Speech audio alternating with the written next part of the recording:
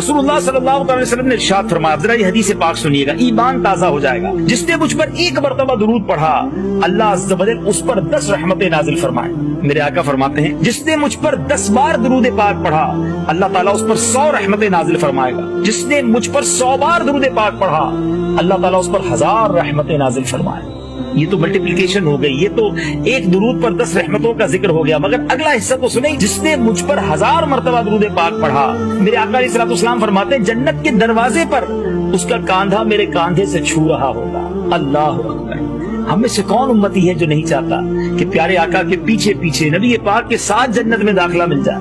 मगर यहाँ कर्म नवाजी तो देखिए, हम तो ये जानते हैं, समझते हैं, सादत है हमारे लिए कि बस आका के पीछे पीछे चले जाएं जन्नत में।